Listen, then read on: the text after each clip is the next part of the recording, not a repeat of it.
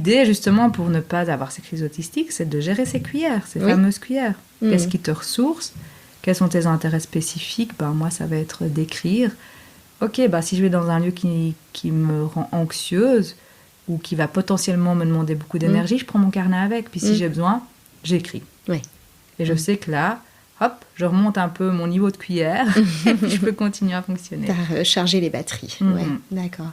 Et donc, avec le recul, tu te dis que peut-être dans l'enfance, tu as fait des crises autistiques. Exactement. Je pense que la plupart des crises que j'ai faites, qui ont été considérées comme des crises, des caprices ou...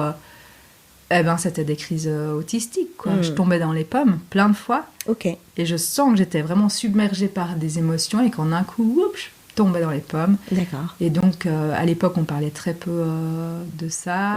Ça n'a pas été diagnostiqué, puis c'est ok, j'en veux à personne.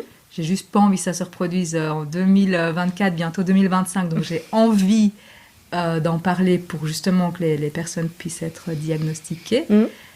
Pour qu'on puisse agir en conséquence et pas se taper la douche froide pour qu'on revienne à nous ou pas être puni dans la chambre jusqu'à ce qu'on se calme ou ne pas être devant son assiette puis recevoir la même assiette le jour d'après parce qu'on l'a toujours pas mangé puis oui, des actions punitives. Voilà. Et c'est là que c'est l'importance pour moi de diagnostiquer suffisamment tôt pour voir si l'enfant fait effectivement un caprice d'enfant ou si c'est vraiment un trouble qui n'est pas détecté.